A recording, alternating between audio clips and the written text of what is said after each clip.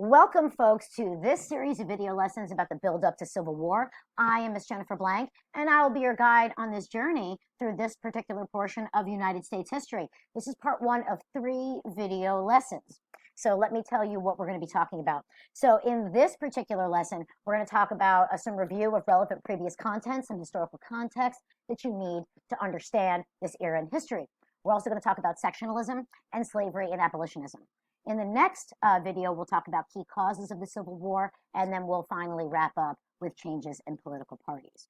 So, something I want you to keep in mind, this is not a comprehensive end-all be-all video lesson.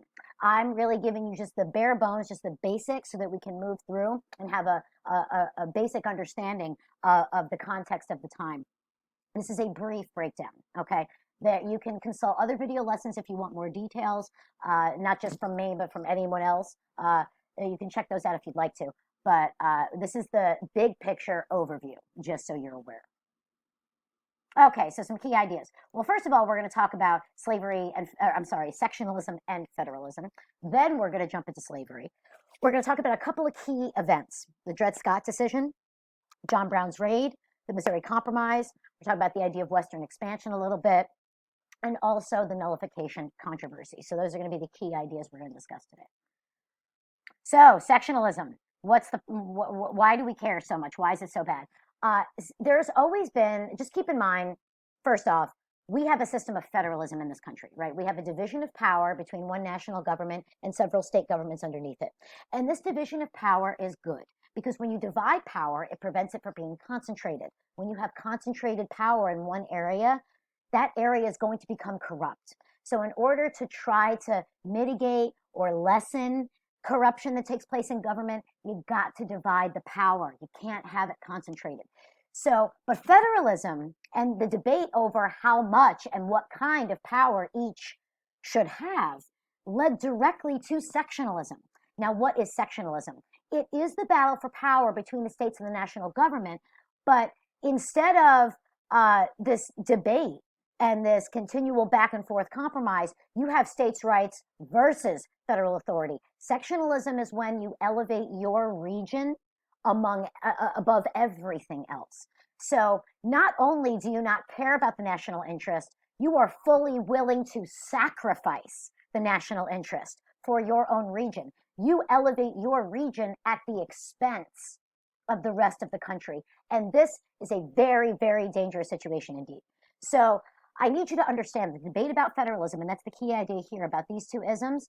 The debate about federalism led to sectionalism. Sectionalism led to an inability to compromise, and this led to civil war. Now, at this point, I want you to be aware that slavery was the primary cause of the Civil War. I'll say that again. Slavery was the primary driving cause of the Civil War. Anybody who tells you different is lying or ignorant. We have mounds of primary resources to back this up, okay? This is the reality. The inability to compromise on slavery is what led to civil war, okay? Please understand that. Despite that slavery was the primary cause of the Civil War, in the next video, we're going to talk about some of the other causes as well. You need to understand, you need to see the whole board. You need to understand the whole picture. We're going to talk about that. Okay, so interesting thing about sectionalism is that we've always had this issue. There's always been an issue of sectionalism, but at the point of the Civil War, we got to an impasse where we just couldn't, it was just this. There was no movement from either side, and the only thing left to do was to fight. But originally, Southerners actually weren't the sectionalists. They were all for national interests. It was the New Englanders, folks. It was the New Englanders who actually started with a sectional division early in our history. And they opposed all these things. They had this convention, which went nowhere.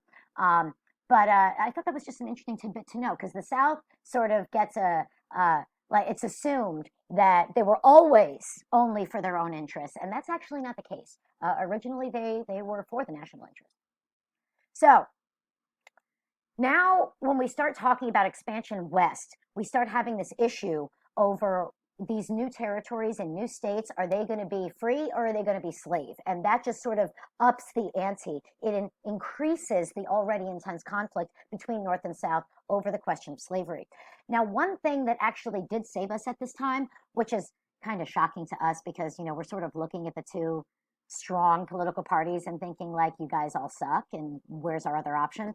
But at this point in history, it actually helped tamp down, mitigate, lessen a little bit the sectional tensions because people had something national to rally around. You had a national party with a national platform. And that actually helped calm things down just a little bit, at least until it didn't work anymore. So the Missouri Compromise of 1820, I need for you to understand the importance of this. We could have tipped into civil war at this point, but for the Missouri Compromise, we did not. So what's the situation? The situation is we have a balance of slave and free states, and Missouri is now ready for statehood. What happens? If we let Missouri in, then we're going to have an imbalance. Because right now it's 11 free, 11 slave. Missouri would upset that balance. So what do? We engage in the Missouri Compromise. Missouri is admitted as a slave state. Maine admitted as a free. And this thing called the 3630 line was established. Now, what the heck is that, you may be asking? I'll tell you. It's this, right? It's this right here. Basically, everything south of the line would be slave. Everything above the line would be free. Now, as you can see, at the time of the Missouri Compromise, this is all unorganized territory. Britain still has this, so we don't have it. And we hadn't fought the Mexican-American War yet, so we don't have the American Southwest either. But this kept us out of war for a little while, not forever, obviously. So, Age of Jackson. We got to talk about Andrew Jackson. What a piece of work this guy was. I mean, what a piece of work. Now, we're talking about Andrew Jackson because we need to understand the connection that he had to the Democratic Party. He effectively founded the Democratic Party, okay? At this time, you have to understand that the parties have undergone a lot of changes since the start of this country. And at this time, the Democrats were the party of slavery. They were known as the Dixiecrats. They were the conservatives. But Jackson, at this point, he's a nationalist for the most part, but he does push some sectional interests, okay? But I need you to understand the Democrats are the party of slavery. They're the Dixiecrats, okay? I need you to understand that. Don't confuse them with today's modern-day Democrats. They couldn't be more different.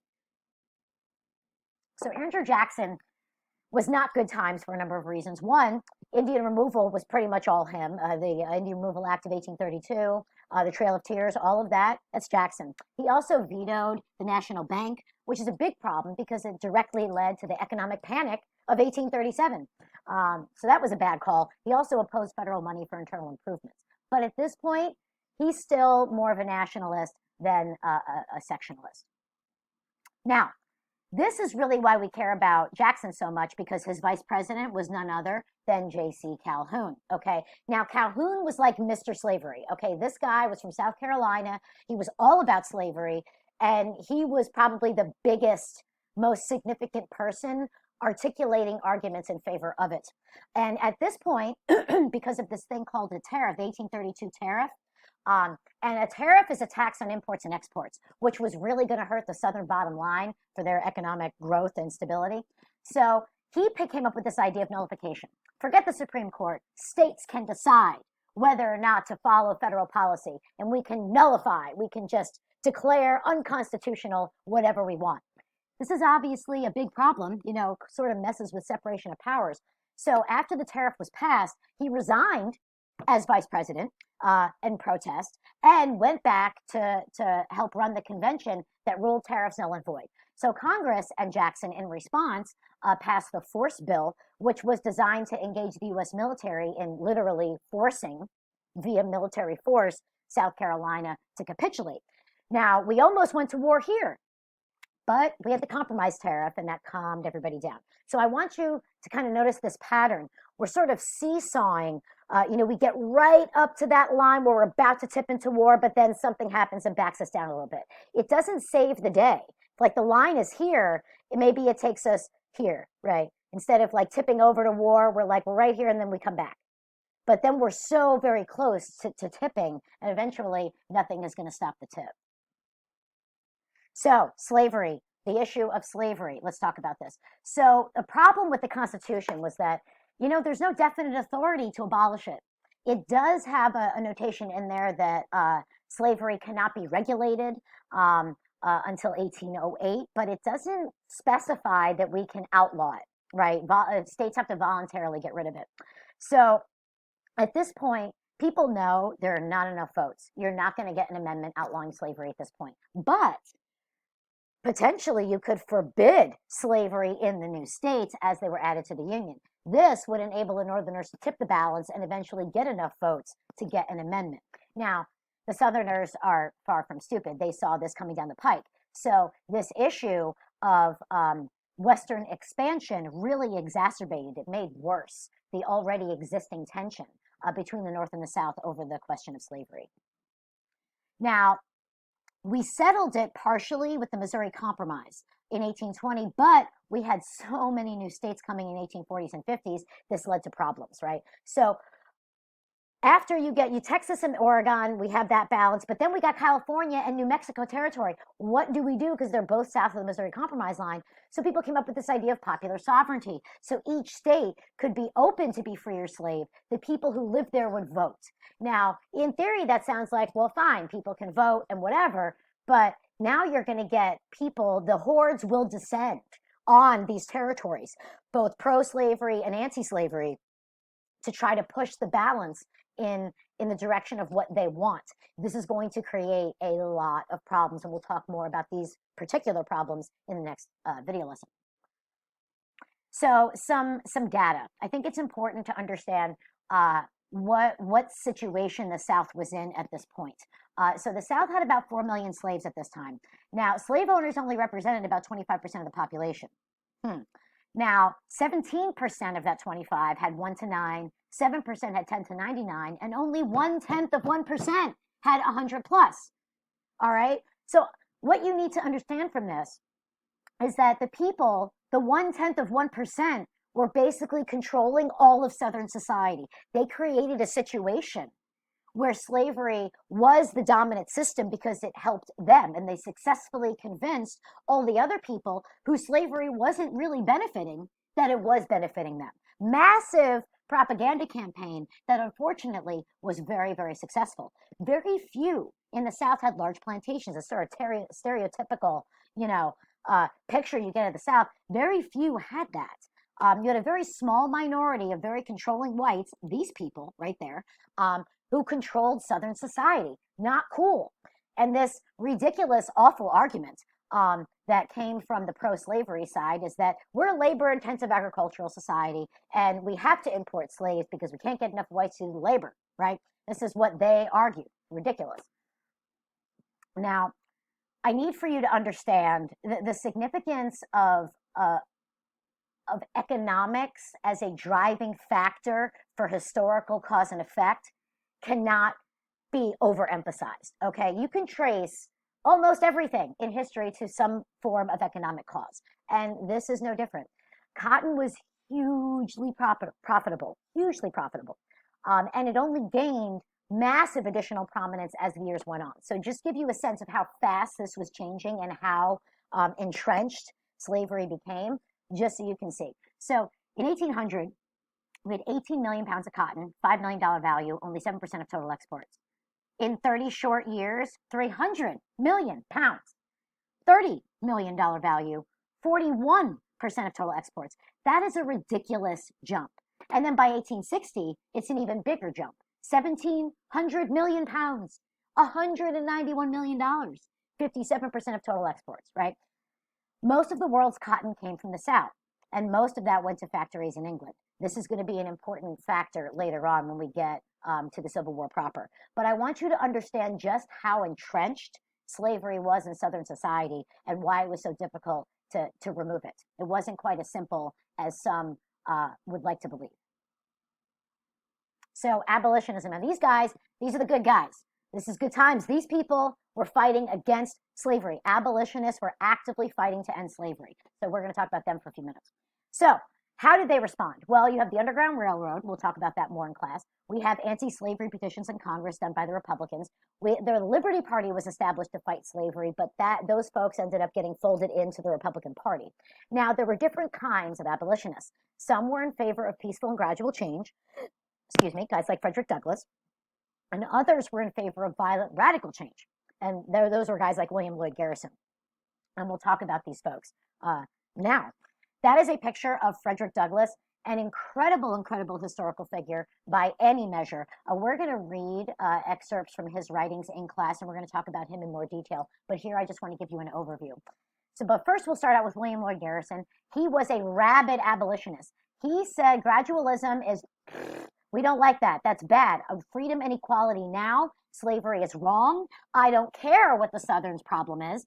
It's got to go, and it's got to go right now. In 1833, he founded the American Anti-Slavery Society. And he advocated for, if we got to fight, if we got to get violent, if we got to knock some heads and shoot some people, and that's what we're going to do. Frederick Douglass was born a slave and actually escaped in 1838. He published this publication called the North Star, which was key in the Underground Railroad and the abolitionist fight. And he also published a narrative of the life of Frederick Douglass, which a lot of Northerners weren't fully aware of how bad slavery was and what it was doing to the people who were suffering from it. And this document, his writing, actually helped bring to light and make people aware of just how awful it was. So he's an important historical figure, and we're going to talk about him a lot more. Also, whoops, so excited. Uncle Tom's Cabin was a novel published in 1852. It was written by Harriet Beecher Stowe. It sold over 300,000 copies its first year, which is like, wow, for the time period. Like, that's like crazy. That's like selling millions of copies right now. That brought abolitionism to a whole new audience because, as I said, a lot of people weren't aware. And not everybody read Narrative of the Life of Frederick Douglass, but a lot of people were into novels. So this actually really brought into stark light just how awful things were, and it got a lot more people on the bandwagon for abolition. So that these three characters are very, very important. All right, so I hate that I have to do this, but we have to talk about the people who were pro-slavery, and these were their arguments. They're all bad. They're all bad. There's no redeeming quality to these at all, but you need to be aware of what happened, how it happened, why it happened, so that we can learn from that. Okay, so there were 6. These are the first 3: biblical, historic, and economic. These were key reasons. So it's in the Bible, so it's therefore endorsed by God, so therefore slavery is good, according to the pro-slavery people. It's historic. Famous, important cultures have always had slaves, so we should have it too. And then it's economic. Southern economy would fail without it. That was basically true. But if the Southern economy failed, the U.S. economy would fail, right? So now, that doesn't mean that we should keep it. It means, South, you need to get a new economic system. But, we'll get to that. Then there was this notion of the wage slave. This is what the Southerners charged the Northerners with doing, that basically these factory workers were effectively slaves to their low wage, and that they had the same thing as the South, but they called it something different. They said there was spiritual justification and scientific justifications. All of this is absolutely disgusting. I mean, there aren't words for how absolutely positively disgusting this is. It's awful. But these were the arguments in favor of slavery.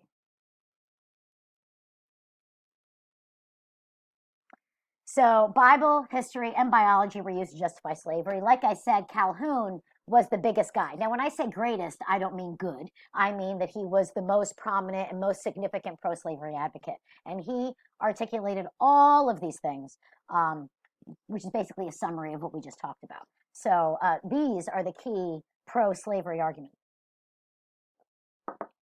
Now, this unfortunate Supreme Court case, Dred Scott v. Sanford, Dred Scott was a slave, and he sued for his freedom. He said he was moved to a free territory by his master, and now that he was on free territory, therefore he was no longer a slave. Unfortunately, the Chief Justice said, no, all Black people cannot be citizens. No Black person could be a citizen, and therefore they have no standing to sue. They have no rights. That was an unfortunate decision. The other part of this was that Congress had no power to prohibit slavery, and the Missouri Compromise was declared null and void. Now we're on a fast track to civil war because the one compromise that was kind of holding things together was now gone. It was deemed unconstitutional. So now nothing's left but to fight it out. John Brown's raid. John Brown was another rabid abolitionist in the design of William Lloyd Garrison, right? He wanted to spark a slave rebellion that would force the South to emancipate. It would put so much pressure that would force the South to give up slavery. Now, unfortunately, himself and 6 of his followers, they were captured, tried, guilty, found guilty, and executed. Now, What this did, this raid, was inflame the passions of both. After John Brown's raid, and this is the key significant thing, Southern militias began to form. These militias would be the beginnings of the Confederate Army. Okay, so the South is gearing up and getting ready to fight. So this was an important cause and effect here that we need to see. John Brown's raid effectively caused the South to begin raising an army. So we need to understand that.